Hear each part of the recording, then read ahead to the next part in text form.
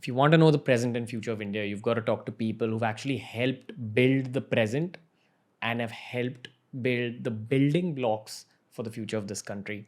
That's the IAS officers, the people who work with the government in order to solve all kinds of problems that are currently present in the country and that will be present in the country going forward. We've done a Hindi episode with the former IAS officer Vivek Atray.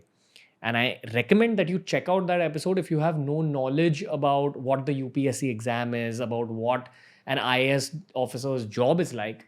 But if you have checked out that episode, if you have knowledge about those subjects, this episode is going to be extremely stimulating for you from an India perspective, from a patriotism perspective. Make sure you follow the Ranveer Show on Spotify. We're a Spotify exclusive now, which means that every episode's available on Spotify 48 hours before it's available anywhere else in the world. And for now, this is a conversation all about taking India to the next level with IAS officer Vivek Atray.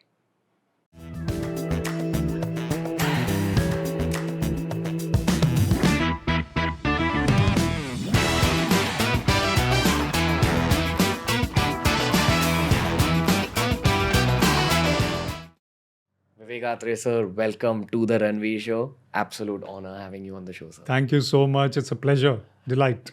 So the way we record these podcasts for the listeners is that we try packing in maximum episodes on one shoot day. We just did a Hindi episode which was centered around UPSC, which was centered around the life of an IAS officer. So this particular episode is a part of the English podcast. The English podcast is primarily consumed by super urban Indians, and I wouldn't say this for urban Indians from Delhi, but I would definitely say this for urban Indians from Bombay, Bangalore, Chennai. I feel there isn't as much inclination towards even taking the UPSC exam or knowing much about what IAS officers do, what IPS officers do. So there's two questions to you, sir. The first is, why do you think that this is the mindset of most people in Bombay or Bangalore or Chennai? I personally feel it's capitalism, because everyone's like chasing, business. Like probably, even up till the time I turned 25, I hadn't heard too many conversations about IAS growing up in the city. The second question to you is to introduce this whole world to people who don't know what an IAS officer does, how the whole system works, how administration works generally, sir. Yeah. See, firstly, let me say that your reach is much more than you think. I know that there are people all over the country who listen to the English podcast, watch it. On this point, two questions you asked. The first thing is that the urban Indian is slightly cut off from the civil service because of the background and yes, the business orientation. Plus, I think there's a trend towards going in for corporate careers, studying abroad, and making a career in a startup or in entrepreneurship, because that's the craze or that's the trend. In earlier times, it could have been the civil services for that segment of society also. But today, like the Indian cricket team, the IAS officers and the civil servants are coming from small towns, villages, because they've come through that grind. Much more than coming from any sophisticated family or an English-speaking family also, if I can say so. So this is a trend which is noticeable for the last couple of decades. And now we find that the civil servants are more connected to the roots and reality. It doesn't mean that the English-speaking Indian, the urban Indian is not connected to reality. But it could be that they don't have the perception of the civil services that rural person or the common person has. So I think that there is a minuscule percentage of that society also coming. But yes, maybe through this podcast, we can actually clear a lot of doubts that they might have about the civil services. Yeah. So what is that picture like? Could you paint that whole picture of that world? Like in terms of what does an IAS officer actually do? Like if you were to describe your jobs to a 6-year-old, how would you explain This is a lovely question, because I had one video by a TV channel. A 14-year-old came to me and said, one day with the DC Panchkula. I was deputy commissioner of a district of Panchkula. So an IAS officer's life is very diverse. Firstly, you might be receiving about 150 calls per day from politicians, officers, public, representatives, media, even judiciary at times. So any segment of society is connected to you. If you're posted in the field, you are an all-rounder. You will not be doing any one thing. Like if you're in the headquarters in sports or cooperation or agriculture or industries, obviously you're dealing with that department. But if you're on the field like a DC or an SSP, then the person walking into your room or the diversity of your role is tremendous. The diversity is really widespread. The whole of India is potentially your meeting person. So what happens in that case is that you start your day with, let's say, planned meetings. 11 o'clock, I'm going to do this. 3 o'clock, I'm going to do this. But often that agenda goes for a toss. Because the chief problems come up. There may be a fire somewhere. The chief minister might call a meeting somewhere. Nowadays, video conferences also take place in the government a lot. So your day is not your own. That's number one. Number two, the diversity is actually very challenging and also very interesting. So you won't be doing any one particular type of thing. It's not like you are plotting some strategy to rehabilitate people. So therefore you need to get into this. You might be doing some sports related, yoga related event management also. Yoga day is coming or something else is coming. You'll be busy with that. Then protocol. The Chief Justice of India wants to visit your district for some reason. Or a minister wants to visit a garden very nearby with his family. So the IAS officer is there to look after the minister and his family. So protocol, firefighting, organization, planning, public dealing, lots of things go on at the same time. Is it true that IAS officers are possibly the most powerful people in the country? Yeah, it's true. Because IAS officers and IPS, I would say, they form the backbone of the bureaucracy and the government structure. So it is said that 3 people in the country can do anything. That is PM, DM and SDM. And you can add the CM also. But the thing is that these people, DM, SDM, etc., they come powerful because they have a widespread role in that. They have a jurisdiction and they have powers which are all round. They don't just have one particular power. So an IAS officer's role is very powerful, very important in nation building, in service delivery, in regulation, in law and order control also, because sometimes you work with the police closely. So I think they are the foundation of the system in the country. Simple question or not. What is power, sir? Because this took me some time to understand. I know what wealth is. I know what money is. I know what fame is. Once someone came and told me, do you realize that your job is giving you a power? And I said, I don't even know what that means. And then someone had to break it down specific to my job. But I think that what is power as a question is very wide. So I'd love to ask an IAS officer this. I think it's a good question. It's good you talked about fame and money as well, because I often say that the goal of life is not power, money or fame. It is inner happiness and inner peace. We'll come to that. But power in itself is something, firstly, it's fleeting. And it is connected to the chair in which you are, mostly. So an IAS officer's power is because he's director of so-and-so department. He's director of or DC of a particular area. Or she is looking after this particular task. An IAS officer's position gives authority and power, which is defined under the rules. A minister of agriculture, his powers are defined under the rules. Ministry of Agriculture. He might have other clout, the power to call up somebody and say, "Ke iski madad kar do, uski madad kar do."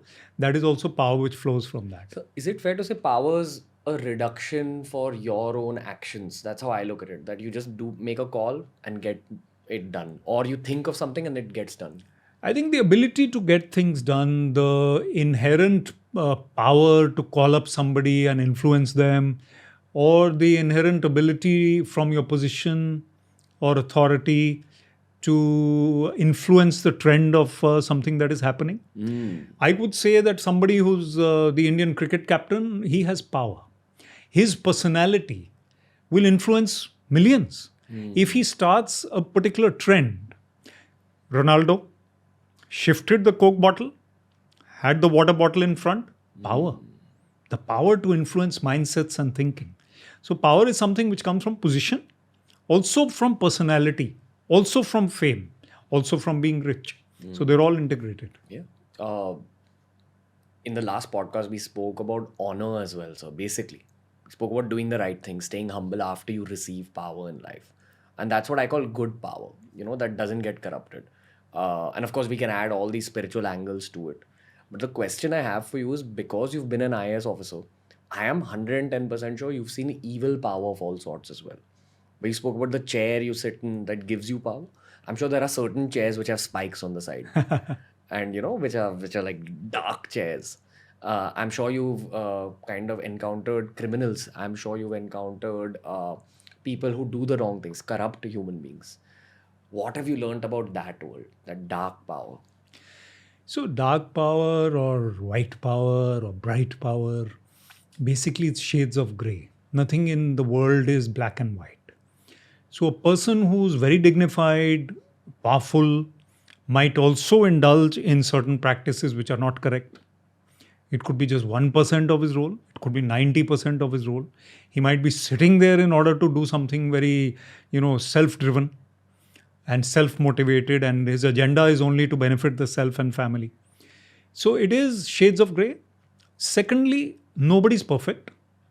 But largely, I've seen that in government, power is something which is often abused, but not as often as is perceived by the public. So people are generally working, generally doing their job, and maybe misusing their power at times. It's not the other way around. So generally, people are functioning diligently, and there are not as many corrupt people as it appears from outside in the system. There are not as many badmash type people also. So it is basically a perception where again the government is at fault. They have not reached out to the society, or powerful people have not. The king never reached out to the common man and said, "See, I'm there with you." He was the king in olden times, and the public used to not really love their kings and queens because they were not like them. So it's incumbent upon the powerful to reach out and gain the trust and love of that populace. Then power becomes humane. So we've been having a lot of army men on the show, veterans, and one common theme that all of them bring up is that the Indian army, the Indian armed forces in general, is in need of branding. Like, is in need of the average Indian getting to know that, okay, we have a crazy powerful army, we have a crazy capable army. And I see that this is a parallel problem that probably government officials as well as maybe even the ruling parties need better branding. They need to come out on podcasts, ideally, and showcase what's actually in there. Because this is what we see as a difference in America. America is a society that's built on sales, that's built on personal brands. Everyone projects themselves larger than they actually are, which I actually admire about that country. That everyone's built out this sort of false personal brand, but it still carries that punch. The army there, we keep hearing about Marines, we see movies about Marines. We've just started to see some good war movies in India. Similarly, politicians there, people who wish to become the president of America one day, they appear on the Joe Rogan podcast. That's what I'm hoping that starts happening in India. And the issue is now, even sometimes when we do Bollywood podcasts, Indians have this habit of sort of sitting on a pedestal. They want to be given that level of importance. So they don't even open up, when they're sitting on a pedestal. Like, you're one of the few guests who has seen so much power, but you're still talking to me at like the same level. And that's what I love about speaking with you, sir. But do you see that changing? Do you see like the average politician kind of becoming friendlier going forward? Just a minor point about the Americans, which you mentioned. You're absolutely right. They will have a small mountain in the town. They'll say Rocky Mountain climb. They'll send the ticket for $20. India may be magnificent things which we can't market as well as them. We can't sell them. But coming to power in India, I think it's something about your being a human being or not being a human being. So that insaniyat, if it is there, that humane touch, if it is there, you will remain humble wherever you are. Of course, you are tested. There are times when you become so popular. I have had my picture in the papers and stuff, and DC is this, that, and everybody's trying to spoil you with all the attention and the adulation. Nobody says anything against you. And then film stars, cricketers, people in the spotlight face it more. That is when you're tested. But then great people are those, the greatest is that person who is humble in power, who can that cut above everybody else. जिसको पंजाब में बोलते collar खड़े नहीं होते जिसके तो आपके collar नीचे रहने चाहिए. You should be balanced, you should be humane, you should be understanding of others, and it is said that you should be nice to people on the way up because you'll meet the same persons on the way down. So be like that. Yeah, and power just reveals whatever is actually on the inside. I feel. Absolutely. It's not like you change. It's like you become more of what's on the inside. Basically. Absolutely. And I've seen this across industries. So speaking about power, specifically IAS officers have the power to sort of build up the nation. You know, when you see houses being constructed, so you sort of see those laborers who are laying bricks. I feel IAS officers do that for India. You know, they're laying bricks for the future. So keeping that in mind, sir, I believe you resigned in 2017. That's right. That's pretty recent. So what was the mood of the country like in 2017? What did the government want for the country? And has COVID and the pandemic and this whole new world that we're in, has that changed the scenario or what we want to do going forward as a country? Or are the goals still the same? See, the country and the IAS officers, their goals have to be aligned. So 2017 or now 2021, the goals have to be aligned with the nation. And if the IAS officers are, as you say, laying the building blocks or getting them laid through their teamwork, they have to plan, they have to strategize and move forward. And there are time limits, there are deadlines, there are targets. You can't be sitting on a project for 10 years if it was a 2-year project. So we need to be diligent and dedicated. And there needs to be motivation of the IAS officers as well. You know, if there are parents, they're trying to motivate their kids, but who is motivating the parents? You and I might be doing a job like that. But society works on inspiration, motivation, which we don't know about. People think they don't need it. But if an IAS officer is given a pep talk by his chief secretary, by the CM, PM or somebody that, you know, we are with you, go ahead and do your job diligently and nobody can spoil your reputation or put a spanner in the works, he'll do 100 times better job. Nobody's telling him that. So I think that is something which IAS officers need to hear from above. Plus IAS officers or IPS officers or any service, they are, the key word is service. If they have that approach, they will translate whatever they want into action. I did a couple of things in life which I'm recognized for in my career. And it was because I was able to carry it forward diligently and I got support and recognition from my seniors. Had they said, no, you can't do this or put bottlenecks, I wouldn't have been able to. That is how the country will move forward. So like, is there a geopolitical angle with the role of an IAS officer? Do they look at India's impression on the outside, or is it more about like, okay, how can we build the country from the inside? So the MEA, the Ministry of External Affairs, the Indian Foreign Service would be more conscious of the geopolitical angle and the global perception. An IAS officer has a limited role in one role. He might change from sports to IT to agriculture to cooperation, or being a DC or being a commissioner. But in that role, he's worried or should be worried about his performance in that particular position. And I think you get at least 30 opportunities in your career as an IAS officer, or 20 at least, to do different roles. And in each role, first you learn about the position of that role. You learn about what is required, because you're not a specialist. It's a generalist service. So there is a big debate, generalists versus specialists. So the person in the Department of Agriculture is an agriculture scientist, but you as an IAS officer are his boss. He knows more about it. But you know leadership, you should know administration, you should know how to take it forward. So I think IAS officers, IPS officers, other services, if they come with that dynamic approach, understand the role and deliver, they can really make a lot of difference in society. So there's like such an intense entrance exam. There's such an intense entrance process. So I'm guessing that when a lot of people get selected to be IAS officers or IPS officers, that's a pretty big peak of their life and career. Okay, I've reached this point. But once you become an IAS officer and you're actually going about your job, what is the best case scenario in terms of career? Like, I'm sure that there might be even people who'll be happy to like plateau. But then I'm sure there's that one Michael Jordan type of person who says, no, I want to reach there. So what is that there? Yeah. And how do you reach there? It can't just be performance. It has to be some other level of X factor. Yeah. So one person will become the chief secretary of a state at a time. That is a pinnacle for IAS officers. The director general of police of the state will be also a pinnacle for the police officer. In the center, it is a cabinet secretary or the home secretary of India or the finance secretary of India. These are peaks. Everybody can't be there. All IAS officers won't reach there. IPS won't reach DGP. So the thing is that you rightly said, you have to be outstanding at your work. There's no doubt about that. No shoddy person will become the cabinet secretary of India. Quality matters. Secondly, there may be factors where you were diligent enough, you were dedicated enough, the chief minister or the prime minister recognized it, or you were there at the right time, at the right place at times. Luck also could play a factor. Somebody retired, or somebody just, somehow something happened to him, illness took over, and that person could not become the chief secretary. You became the chief secretary. So I would say that about 1 in 5 IAS officers or IPS officers would reach that pinnacle. And they would need to be outstanding, they would need to be a little lucky as well, and they would need to be largely controversy free before reaching that stage. But then the stakes are higher, and likely that once you get there, the controversies will chase you there more than before. Wow.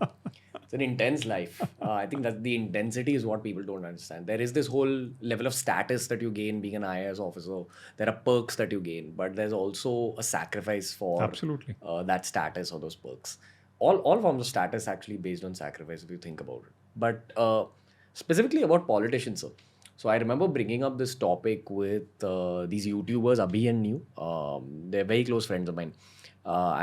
You might have even come across their content on WhatsApp, where they talk a lot about current affairs, policy, the environment, these lovely subjects. So on that show, we spoke about the possibility of aware content creators and motivated content creators possibly entering politics 20 years from now, because that's how we're like accumulating followers, and this is just going to increase with the geo boom, with the internet reaching out to the country. If you're bilingual, you will be able to grip both the urban and the rural. That's what I strongly feel. I don't know if I want to enter politics when I'm 40 years old, because I'm just 28 right now. There's still time for that. There's 12 years for that. I don't know what's going to happen in my life in those 12 years. But is it too far-fetched or thought to think that this influence that we're gaining today, this clout that we're gaining today, because it is different from Bollywood clout or cricket clout. Here, people are following you for your mind, not for how you look or how you play cricket. People are following you for you. And these numbers are just going to escalate. That's what I anticipate. So if a bunch of these influencers who hold different pockets of the country, if they get together and form a political party, do you see that reality actually being a possibility? It's a possibility. You have more followers than you need votes to become an MLA. You need a couple of lakhs of votes to become an MLA. You need maybe 8 lakh to become an MP. And you have millions of followers here. Even I have more than I need. The issue is that if you are able to influence the youth, and the youth are behind whatever you want or with you, you will definitely move forward. Not only a political party, individuals who have following and talk sense, as you said, mind, the content, what you say, how you say it, the power of personality, the power of influence, the power of initiative that you're taking, and the dynamism. These are the qualities that leadership needs. So why not? Maybe not a party, but why not individuals coming as independents? Yeah. And I'm sure that, content creators, we definitely have a very varied skill set, but we may not have all the skill sets required for governance. And I'm sure that that's the case with all politicians, because no one can know everything about everything. You can know a lot about some things. Yeah. And that's why there are people like IAS officers. That's why there are people like, everyone in the administration, basically, who know a lot about a lot. Is this a realistic trajectory of, again, I don't know if I'm going to ever enter politics, because I know the sacrifices required there as well, where you sacrifice your mental health, you sacrifice your peace of mind, you sacrifice maybe free time or family time. And I don't know if I want to do that. But theoretically, hypothetically speaking, there's a young content creator watching this who's saying that, okay, I want to be the next PM of the country. There's something saying, never say never. I met somebody who's chief minister's son, and today he's a union minister. He told me 10 years ago, I'm never joining politics. Today he's there, he's all there, and he's dynamic, and he's there. The thing is that you never know where you'll end up. But I'll give one advice to you and other content creators, influencers. Instead of trying only for the electoral route, the political party route, the elections business, it's a business. You can also be thought leaders. Thought leaders who influence trends, thought processes, habits, ideas in the country without being in a position of power. You're still influencing in the right direction. Employment, entrepreneurship, leadership skills. So thought leadership is also going to become increasingly important in the national context. The government will come to you then. that Ranveer, you are an influence over so many youth. We want to work with you. You tell us ideas. So without being in the political system also, thought leader, even I, after resigning from the IAS, we've set up a think tank. So think tanks are the way to go. Without getting into that business of votes and polls and then 5 years. 5 years are not easy, let me tell you. If you lose, you're out. If you're in, 5 years, your people will be in your bedroom. Sir, ये application है, sir, ये है, वो है, 5 साल आपके गए. Which is the darkness I dread. Which is the darkness I dread. Which is very tough. You lose all your hair also. So the thing is that you have to remain aloof from that system. Of course, some people may like to go through that grind. I have nothing against that. But I would suggest, and this is something very high level, which I have learned from others as well, thought leadership. I have a friend called Tanmay Bhatt. He's also a content creator. You might have come across his work as well. And I spoke to him about the future of this podcast. And I told him that I consciously want to get away from self-help and motivation because I'm done with those subjects now. Like, I've put out enough content about it. Now I've reached that peak, and you feel this sometimes as a creator with certain subjects. So he asked me, okay, what are you going to do next? So I said, I kind of want to do what Joe Rogan is doing in America, where I'm capable of doing commentary, not relaying the news, but commentary on what's happening in the country, what's happening in the world, what's happening in COVID times, what's happening with the virus, what's happening from a geopolitical perspective. And his response was, that's a good idea, but just know that it'll be difficult to do it in India. Because here often we're not allowed to bring out the complete truth of what we're feeling, which is also true. And it's not about the government interfering with what we say. It's not just that. It is also the fact that the country, like all countries in the world, is deeply polarized. And people are not able to understand opinions in grey. They place you in one of two brackets. Either you're completely right or completely wrong. That's why you can't give a nuanced opinion anymore. And while I agree that it's a challenge, I don't think it's impossible. And this is something I've been trying to break down with my team. That can we go down this route? It depends a lot on the guests we get on the show as well, which is why I'm hoping that the cricketers come on board, the actors come on board, the politicians come on board and talk like human beings rather than cricketers, actors, or politicians. But what advice do you have for me on that front, sir? Like, do you think I'll be able to reach that level of confidence? I think you can. I totally believe you can, and it's required. See, there's a level of tolerance that society has. And there are certain areas which we don't tread. My experience in public life and later as a motivational speaker at travel, I can also say things about things which I shouldn't be talking about. So I don't tread that line. But I do take a stand where I'm required to. So I go on my path, I branch out where I'm needing to, but I don't unnecessarily start treading on people's toes and needling people.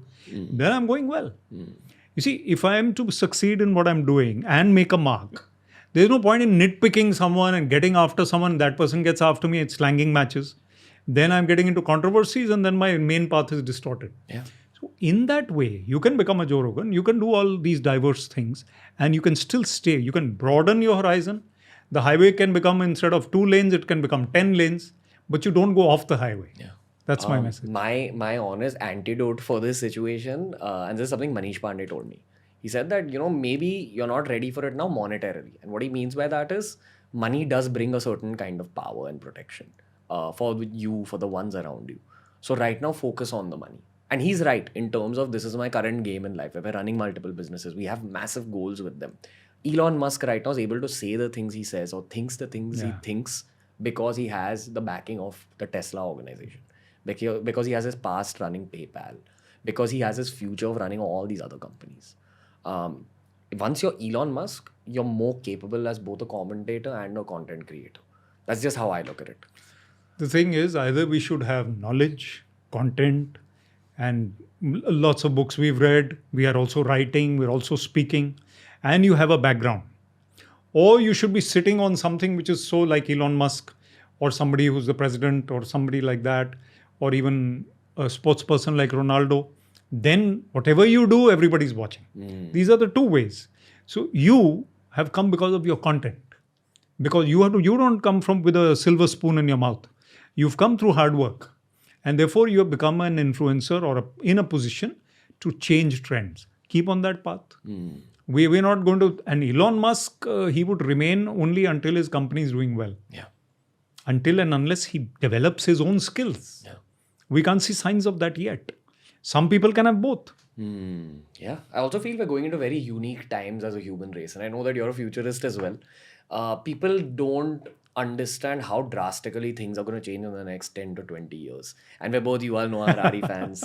Comes up on every podcast almost. Harari, absolutely. So I know that you're a Yuval fan, and I think even our listeners are primarily Yuval fans. They've checked out his work after this podcast. But specifically from an India perspective, what is the future looking like when tech is going to come into play? Artificial intelligence is going to come into play. And people again think that it's very far away, but it's really not. Like probably there'll be people who discover this podcast in 2027 and they'll be in the middle of the AI revolution. So what's your opinion on where India's at? We're already in the middle of it. We'll progress further. We need to retain the human element. And Harari says it very clearly. Maslow's hierarchy from the basics to self-actualization. When we look after technology well and we balance it out, we'll retain the human element. We can't become automatons. Even if that chip comes into my wrist, and even if my retina is being doctored or being watched, I cannot become a machine. So as I often say, if a person is working on the next desk and I'm on my machine all day, I need to see that this guy is feeling low today. And his mom is not well or he's had some personal crisis. Can I ask him a question which is empathetic? Even in 2027 or 2045, when everybody is techie, and the digital world is seeping through. But reality is reality. When you pick up a pin pricks you on your wrist, you will feel the pain, whether you have AI or not. So we need to retain that human element. That's what I write about, speak about, emphasize. Harari says the same thing. He says music, art, literature, and then obviously the basics need to be taken care of. Yeah. We can't go without that. Yeah, because we run a talent management firm as well. We witness talents and industries of all different ages, all different skill sets. So I've been hanging out a lot with Generation Z lately, just to understand them, because I know I'm also making content for that generation mainly, which is people born after 1998. So I asked one of them, who's a dear friend of mine, a content creator herself, Tanisha Mirwani, I asked her, what do you see different about millennials, like my generation versus yours? And she said that, you know what, at least with the guys, all the men, the guys my age are way more sensitive than guys your age. And obviously the women are also sensitive. Women have that strength of being sensitive anyway. They do. We must acknowledge that. Yeah, for sure. Able to pick up emotions, feelings much more easily. Emotional intelligence is high. 100%. So she said that generally even the guys are getting way more sensitive. So what you're saying is also happening as natural progression of the human race. Again, what I assume is that my parents' generation, which is basically your generation, you'll see a lot of pockets of businessmen, of just highly placed professionals, kind of being a little bit communal, kind of being a little bit me versus you, your religion, my religion, kind of being that little distant. Then my generation kind of made it more chill, and we all grew up together.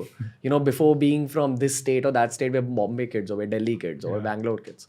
And the next generation has taken that to another level, where they are LGBTQIA plus inclusive. They're more sensitive. Social media has kind of made the world a better place in some ways. It's definitely effed up a lot of minds in terms of mental health issues, etc. But overall, social media has made the world a better place.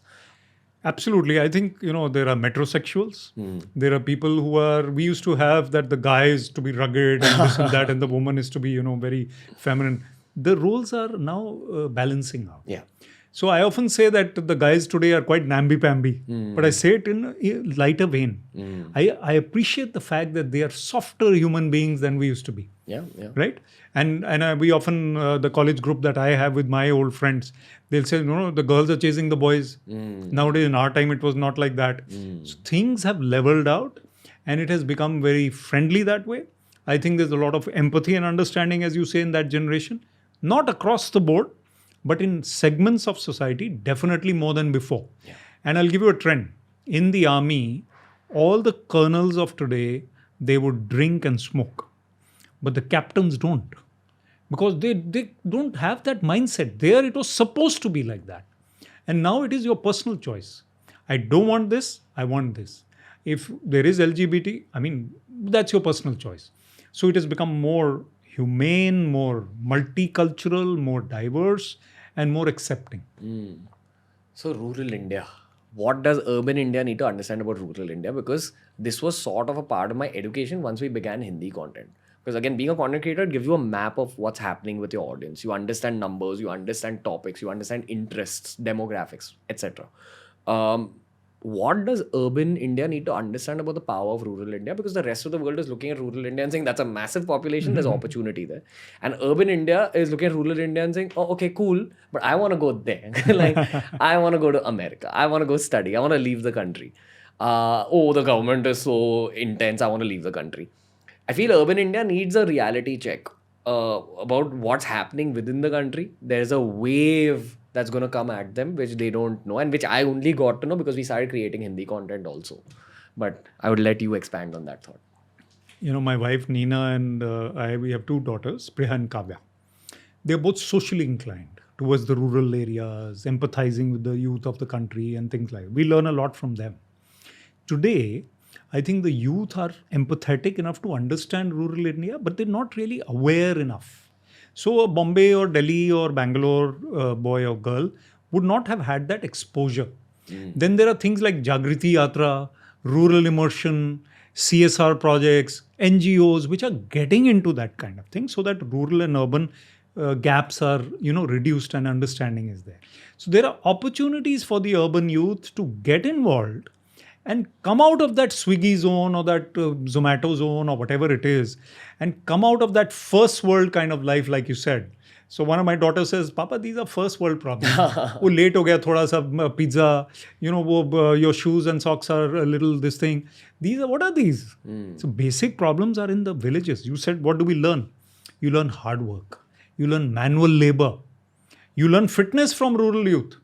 They are fitter than the urban guys because their diet is more basic, more Indian, and more what Rujita Devikar will tell you that dal chawal and this, that what Nani Dadi used to eat. And they walk a lot, they take out water from the well. So that balance, we need to learn that. And staying connected to nature. Japan, kids have never seen the stars. Yeah. They live in high rise. Bombay also, it's tough to see the sky. So we need to get these youth closer to nature and then they'll balance out. There's no harm in being urban, but at least we need to be aware of rural life. Yeah, I also think that there's going to be a lot of businesses that will now start sprouting out of rural India. Yeah. That's my opinion as an entrepreneur because we obviously see opportunity there, make products for rural India. But what if rural India starts making products for rural India? Absolutely. They'll make better businesses. They just need to have, honestly, inclination. I feel even investment is available nowadays. But rural kids need to just have that drive to create something. Hindi is the same thing. Whenever you make a podcast in Hindi, the rural youth will watch it and you'll be more influencer there. I know of a couple of UP or Haryana based influencers whose very rustic shows are doing very, very well because they are providing that kind of service in a way. Entertainment, influence, inspiration. And doing a job which only they can do. My Hindi shows or your Hindi shows will see more hits or views than the English ones. There's no doubt about it. Yeah. So I think rural India has what it takes to succeed in its own services sector. A rural youth who services the rural youth will do very well in any business or entrepreneurship. He knows what it takes and he will provide that service in his own unique way. Yeah, 100% so. And maybe we can end this particular conversation because it's so centered around urban India. And I've spoken as an urban kid to you in this one. I'm sure you could tell the difference. I used to be an urban kid myself. No, but I think, again, that journey of being an IAS officer will drastically change you. Have you seen Swades? The Shah Rukh Khan movie? Swades. I'm sure you guys also go through a trajectory of that where you see real problems of India, where you see, the ground reality. I'm sure there are moments you feel deeply patriotic along your journey also. We feel like I want to change something. What should urban India know, in terms of what's your advice to them? Because I'm sure you have things to say to them. So this is that moment. So I think one thing is they should read more. We don't read enough. We're always on our phones, we're always traveling or always planning the next movement or party or whatever. So I think read more about rural India, about the rest of India, about the rest of the world. So be more aware. Even if you're never going to a village, we can be aware of what happens in a village. And also be aware of the roots, the position of women in society. Even today, there is parda in many places in India. Ghungat. And then the women cannot decide their careers. Education for girls is minimal. Boys are given a glass of milk which the girl is not given. These are realities. So even if one is city bred, one can be aware of what is wrong and right in rural India. Learn, as I said, hard work, balancing your diet, physical activity, simplicity. One of the things that you and I will talk about is decluttering your mind and decluttering your life. Simplicity is learned from there. So I think urban India can do a lot by being aware of the rest of the world and rest of India. Yeah. I think that's turned into one of my life's missions, like just bridging the gap. Yeah. I don't know how I'm going to do it, but these thoughts have been in my head for a while. And again, it's all started because our common friend Manish Pandey really encouraged me to start a Hindi channel. Best decision of my life. Absolutely. So I think this was a great conversation, sir. Again, just the second of many. Yeah. And thank you once again, sir, for opening up as you do always. Thank you. I bow down. Thank you, Ranveer. Thank you, sir. A pleasure.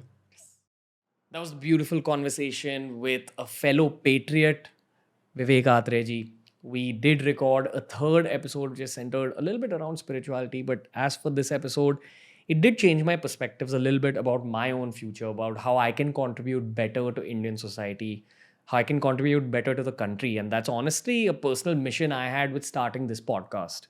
Meet fantastic minds, learn about the fantastic world we live in, and try making fantastic moves which will actually help the future of the human race in general, but India in specific. I do believe that India is heading into some very crucial times. And India has a chance to become a world leader in many ways. And hopefully it'll become one because of our generation's work when we're in our 30s and 40s. That's the intention with which I created these episodes with Vivek Atray ji. And I hope that you enjoyed these episodes. Make sure you like it. Make sure you share it as much as possible, especially with fellow patriots. And for now, make sure you follow The Ranveer Show on Spotify. Every episode's available on Spotify 48 hours before it's available anywhere else in the world. Of course, Vivek Atray sir will return on The Ranveer Show. I'd like to know from you guys in the comment section on our social media about what else you'd like me to ask him or other IAS officers that we intend to bring on The Ranveer Show. Until next time, from Ranveer and the team, namaste. See you later. Jai Hind.